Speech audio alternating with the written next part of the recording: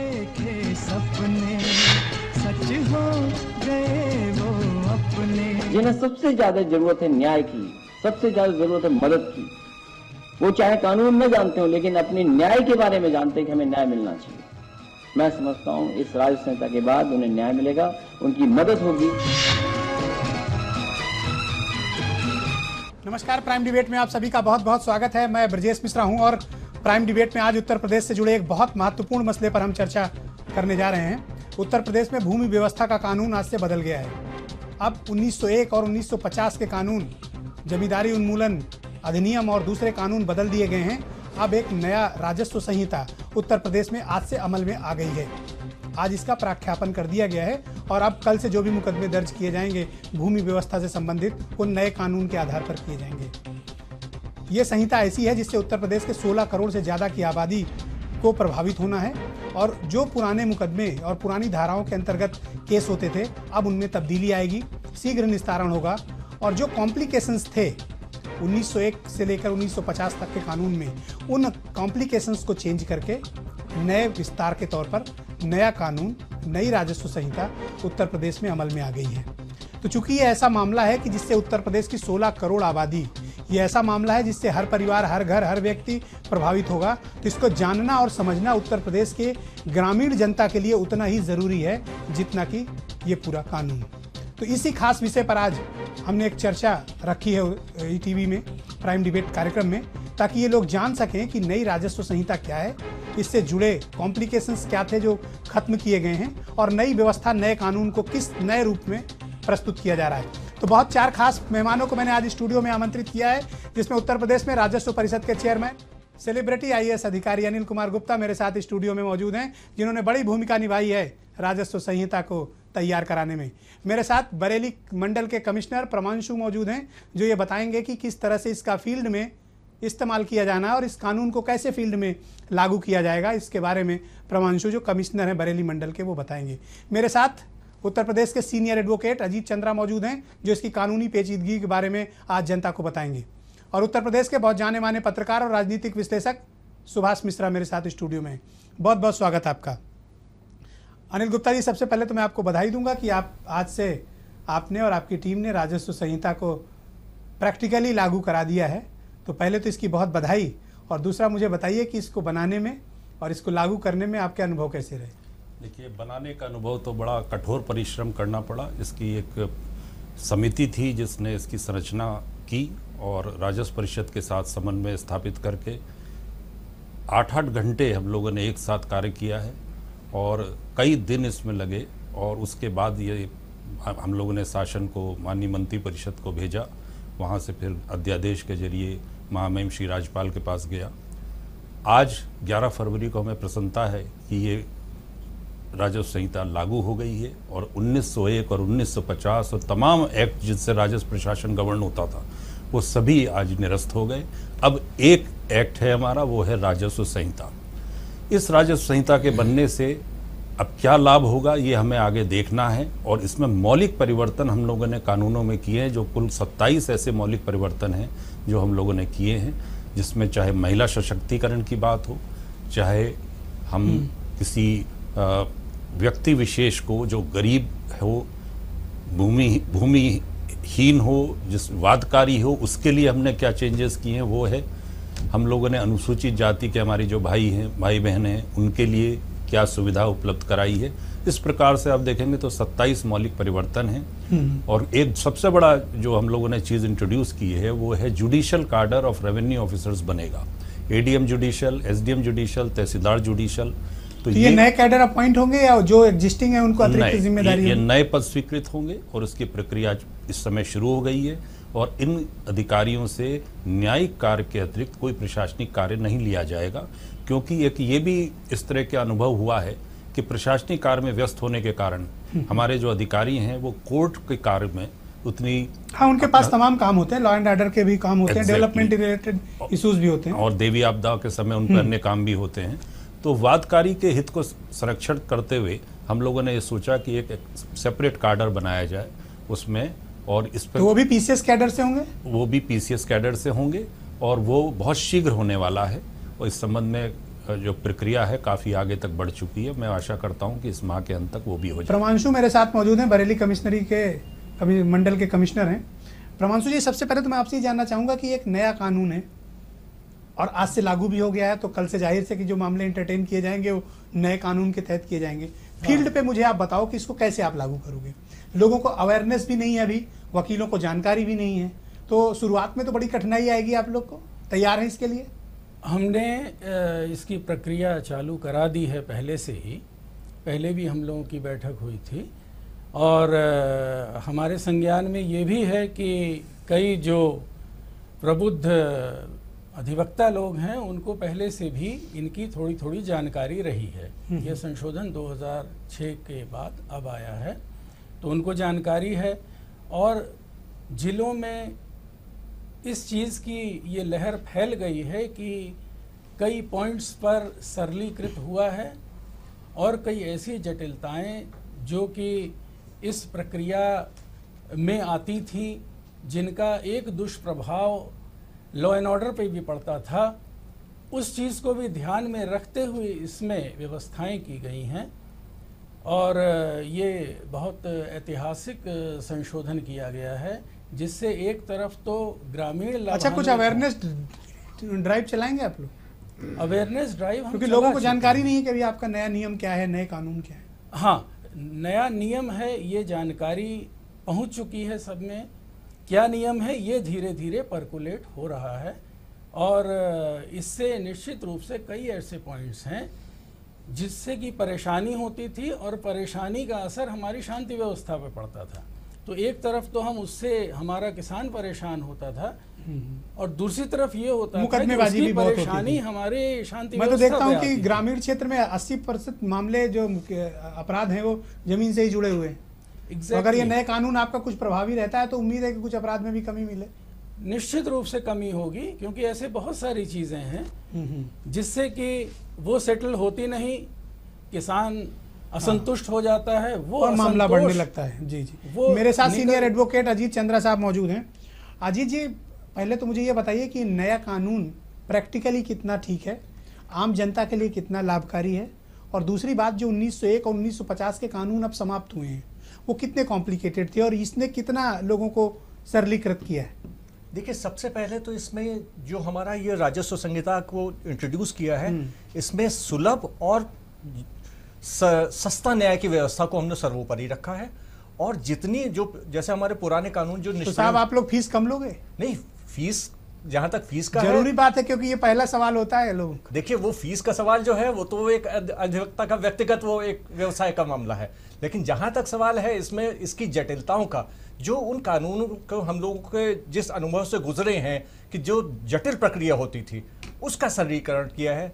जैसे कि हम लोगों ने इसमें सोशल एस्पेक्ट भी रखा है, महिला सशक्तिकरण को भी हमने इसमें दिया है, और जो हमारे वादकारियों के हित को सर्वोच्च रखते हुए अविवाहित बेटी को पिता के भूमि में अधिकार देना, यही एक इम्प्लीमेंट हुआ है ना? हाँ, ये भी हुआ है, क्योंकि अविवाहित पुत्री को पुत्र के समकक्ष रखा गया है।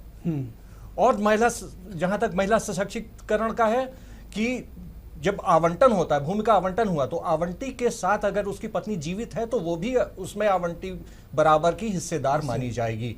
और इसमें एक और एक बिंदु है और जो बहुत महत्वपूर्ण है कि कभी कभी किसी महिला को जो जैसे मैके से वरासत मिली, उसका न रहने के बाद वो जमीन जो थी वो फिर उधर ही लौट जाती थी, रिवर्ट हो जाती थी मैके की तरफ, उसमें महिला के पुत्रों को स्थान दिया गया। तो महिला सशक्तिकरण का भी इसमें विशेष ध्यान रखा गया है। ओके, सुभाष मिश्रा जी मेरे साथ मौजूद हैं, यूपी के बहुत जाने माने पत्रकार और पॉलिटिकल एनालिस्ट हैं। सुभाष जी, पहले तो मुझे ये बताइए कि नया कानून कितना लोगों के लिए लाभप्रद है, और दूसरा इसमें कुछ सवाल भी उठाए गए हैं कि साहब दलितों की जमीन के बेचने का अधिकार अब स्वतंत्र कर दिया गया है, उन्हें कोई परमिशन की जरूरत नहीं है, तो इसका गलत इस्तेमाल भी हो सकता है।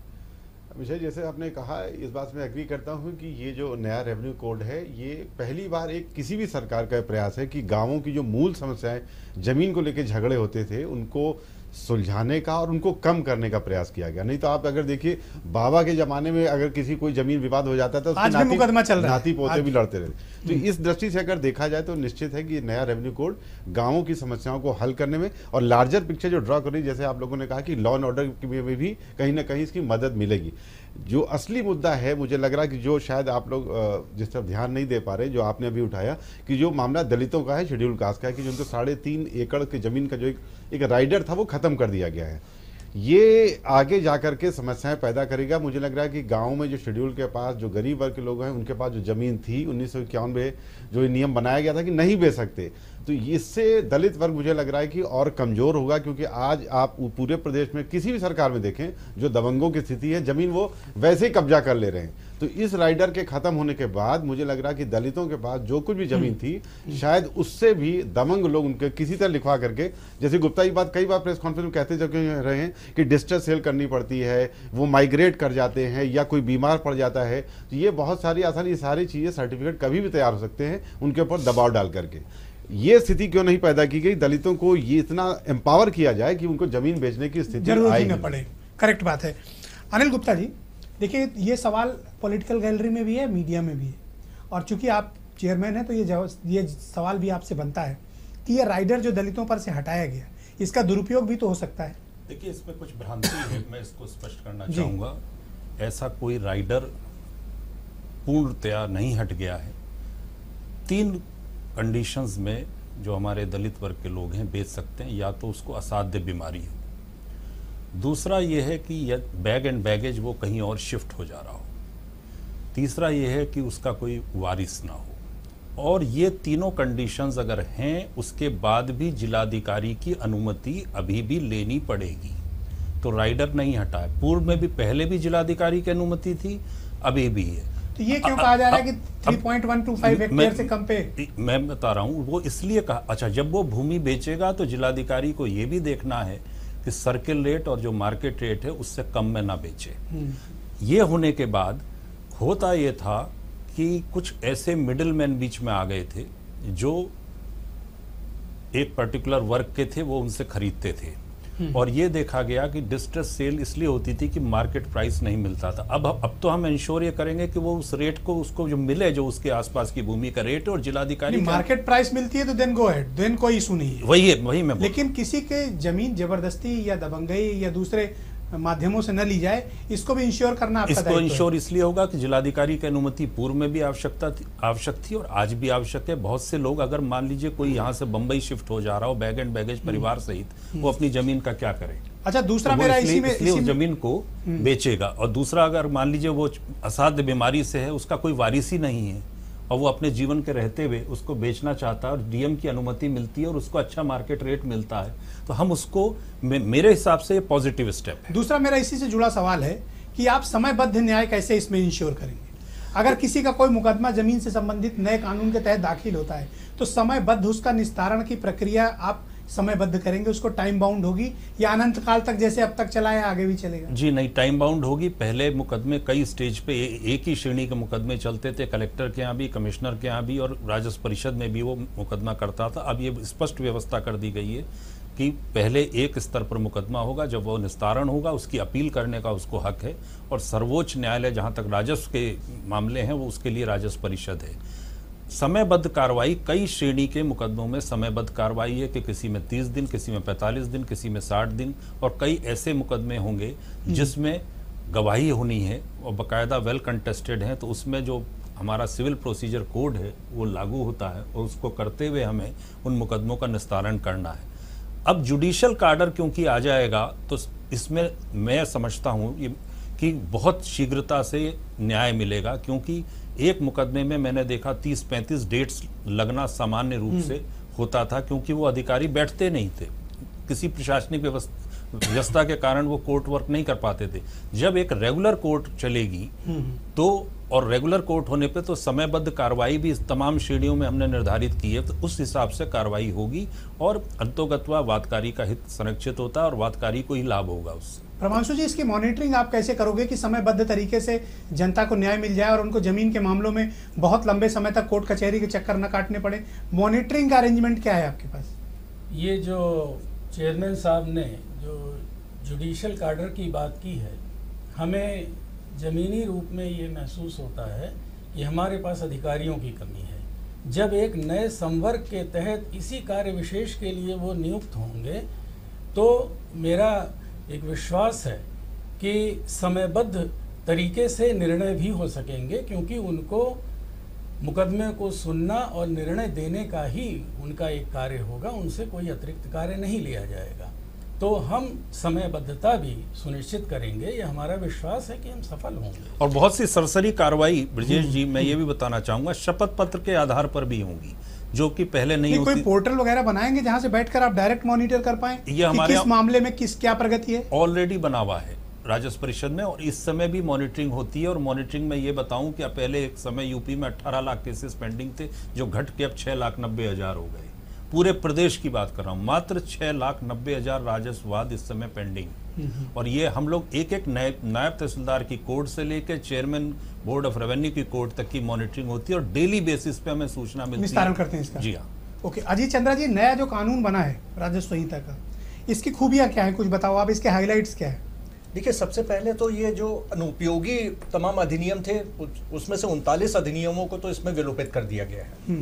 दूसरी चीज, इसमें सबसे बड़ी चीज जो है कि अभी तक खतौनी में अगर कई हिस्सेदार हैं, कई सह खातेदार हैं, तो किसी का हिस्सा कितना है नहीं है, और कोई खातेदार अपना ज्यादा हिस्सा दिखा करके बैनामा कर देता था, और एक सिविल वाद भी प्रारंभ हो जाता था। बाद में कोर्ट कचहरी शुरू। अब इसके लिए खतौनी में भी अंश दर्ज होगा, किस व्यक्ति का कितना अंश है, और एक जो पार्ट पोर्शन मिंजुमला नंबर जिसको कहते हैं, उसमें भी उसका कितना अंश है वो भी दर्ज होगा, और नक्शे में भी इसका होगा। नक्शे अब जितने हैं सब ऑनलाइन आ रहे हैं। दूसरी चीज इसकी सबसे विशेषता यह है कि आबादी का सर्वेक्षण का प्राविधान रखा गया है। हमारे यहाँ बंदोबस्त अंग्रेजों के काल में हुआ था, इसके बाद से कोई आबादी का बंदोबस्त नहीं हुआ, और इसमें सर्वेक्षण धारा 34 में यह प्रावधान किया गया है कि आबादी का सर्वेक्षण होगा, और उसके हिसाब से नियमावली के हिसाब से। राजा टोडरमल के बाद अब अनिल गुप्ता के राज में ही हुआ है। हाँ, ये देखिए, राजा टोडरमल की प्रणाली को हम लोगों ने अभी भी नहीं उसको बदला है, कि राजा टोडरमल की प्रणाली को जब BH बर्डन एंड पावर, जो British land system in British India था, उसी को उन्होंने अडॉप्ट किया था, जिसको हम लोगों ने ही आधार बर्डन पावर से लिया है। तो इनडायरेक्टली तो हम राजा टोडरमल प्रणाली को हम लोगों ने डिस्कार्ड नहीं किया है, बल्कि इनकरेज ही किया है, और हमें गर्व है कि राजा टोडरमल प्रणाली इतनी पारदर्शी है कि वो आज भी उपयोगी है। ये जो 27 संशोधन हुए हैं, ये आपको लगते हैं कि जनता के बीच प्रभावी तरीके से अमल में आ पाएंगे? न्याय मिल पाएगा जल्दी लोगों को? ये जो नए कानून संशोधन हुए हैं, नए 27 अमेंडमेंट्स किए गए हैं, इससे लगता है आपको कि लोगों में न्याय जल्दी मिल पाएगा उन्हें? इससे बहुत जल्दी न्याय, क्योंकि जब हमारा एक नया न्यायिक कैडर आ जाएगा, तो कम से कम वो तो सारे केसेस जो हमारे अधिकारीगण अपनी प्रशासनिक व्यवस्था के कारण कोर्ट में नहीं बैठ पाते थे, तो अब कम से कम उसका तो निस्तारण त्वरित होगा। सुभाष मिश्रा जी, कोई पॉलिटिकल एजेंडा भी है इसके पीछे, इस सरकार का, इस राजस्व संहिता के पीछे? देखिए, मैं इस तरह से कहूँगा कि अगर बजट के बाद कोई बड़ा क्रांतिकारी कदम है तो ये इसका इम्प्लीमेंटेशन ही है नए रेवेन्यू कोड का। और इसका राजनीतिक एजेंडा कह सकते हैं कि अगर आप उत्तर प्रदेश देखें, 60 से 70% की आबादी गाँवों में है। अगर गुप्ता जी और उनकी टीम ने, निश्चित है वो अपने उद्देश्य से काम करेंगे कि इसको ठीक से इम्प्लीमेंट करा लें, तो रूलिंग पार्टी है जो समाजवादी पार्टी है, जिसने इस टाइम पे ऐसे इलेक्शन ईयर में इसको इम्प्लीमेंट करने की, अनाउंस करने का एक डिसीजन लिया है, तो निश्चित है कि उनको गुप्ता जी के जो डिसीजंस हैं, जो इम्प्लीमेंट, उसका फायदा समाजवादी पार्टी को मिल सकता है, प्रोवाइडेड, जैसा हम सब लोग देखते हैं, सरकारी मशीनरी उसमें काम करे। थानों में भी आप देखते हैं बहुत सारी चीज़ें टाइम बाउंड हैं, PSCs भी हर जगह पर, हर जिले में, हर ब्लॉक में, गांव स्तर पर भी धीरे धीरे हो गई, लेकिन वो चीज़ें, ये स्कीम्स, योजनाएं, अमेंडमेंट्स, रिफॉर्म्स इम्प्लीमेंट हो जाएं जनता तक। अन्य स्कीमों की तरह ये ना हो कि ये कागज में, जैसे गुप्ता जी कह रहे हैं, उनके अधिकारी कह रहे हैं, नहीं साहब स्कीम बहुत अच्छी है, इसको हम इम्प्लीमेंट भी करेंगे। गुप्ता जी ने मैन पावर भी जनरेट करने की बात की कि पैरेलल कार्डर करेंगे। सवाल ये कि जैसे हम लोग थानों का अनुभव है, अस्पतालों का अनुभव है, अभी तक तहसीलों का अनुभव रहा है, वहाँ पे जो मैन पावर है उसको इम्प्लीमेंट करने में कितना अपना मन लगाती है, कितनी अपनी उसमें ताकत लगाती है, तो कह रहा है कि पॉलिटिकल एजेंडा है इस राजस्व संहिता के पीछे।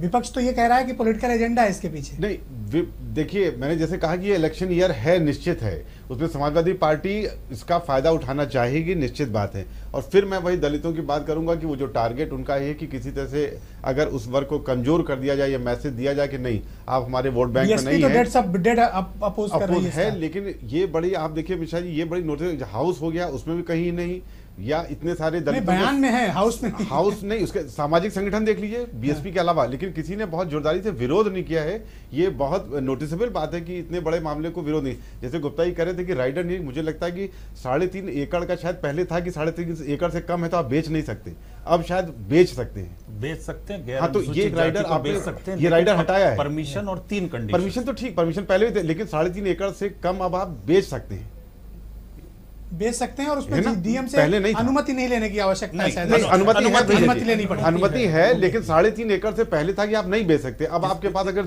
5 बिस्वा भी है, इसका कारण ये है, जैसे मैंने कहा, असाध्य बीमारी है, अगर वो बैग एंड बैगेज नहीं, वो हो ठीक रहा है, है वो तो आपकी क्या बात, करेंगे? वो आपकी बात है। मुझे एक सवाल का और आपसे जवाब लेना है कि क्या आपके पास इतना इंफ्रास्ट्रक्चर आपकी तहसीलों में, आपके डिस्ट्रिक्ट में, आपकी कमिश्नरी में उपलब्ध है कि आप एक नया कैडर क्रिएट करके इतने बड़े कानून और 7 लाख से ज्यादा पेंडिंग मुकदमों को निपटा पाए? इंफ्रास्ट्रक्चर सपोर्ट है? जी हाँ, पहले नहीं था, अब हो गया है। इस वर्ष हमने जो 1 वर्ष बीता है, करीब लगभग 2000 कानून को, करीब लगभग 500 हमारे नायब तहसीलदार और लगभग 100 तहसीलदार हमें नए मिले हैं।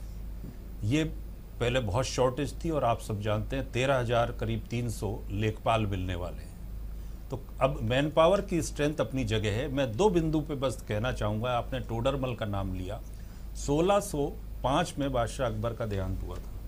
1607 की खतौनी आगरा कलेक्ट्रेट में रखी है। मैं अभी पिछले 10 दिन के अंदर देख के आया हूँ। उसके नीचे बल्ब जलते रहते हैं जिससे ह्यूमिडिटी ना हो, और वो पर्शियन में लिखी हुई है। उसको मैंने देखा, पढ़वाया किसी से जो पर्शियन जानता था, क्या क्या उसमें चीज़ें दी हैं, और वही पैटर्न हमारा आज भी है।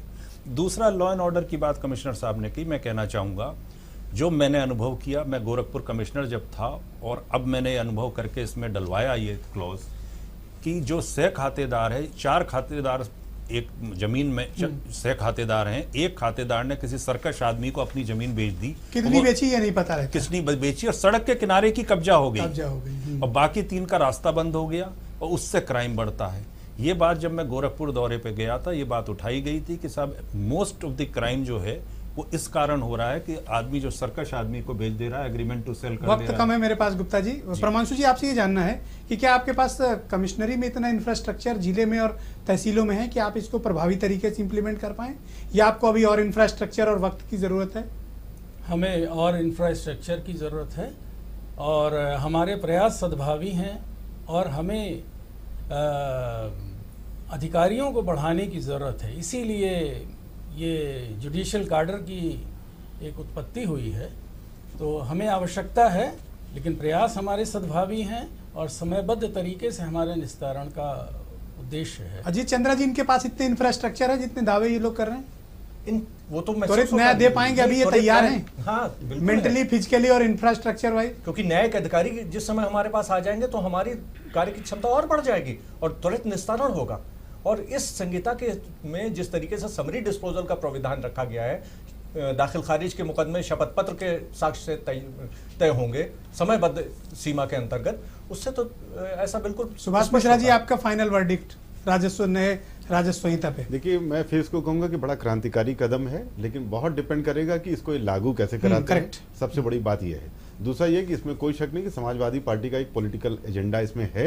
इलेक्शन ईयर है, उनको ग्रामीण जनता में मैसेज जाए कि हमने आपके लिए एक बड़ा निर्णय लिया है और आप हमारा ख्याल रखिए। जी, बहुत बहुत धन्यवाद अनिल कुमार गुप्ता, प्रमांशु, अजीत चंद्रा, सुभाष मिश्रा, आप चारों का बहुत बहुत शुक्रिया मेरे साथ इस बड़ी परिचर्चा में सम्मिलित होने के लिए। वक्त का अभाव है, वरना इस बहस को थोड़ा सा और विस्तृत रूप दिया जा सकता था। बहुत बहुत शुक्रिया आप चारों का मेरे साथ इस बड़ी चर्चा में शिरकत करने के लिए।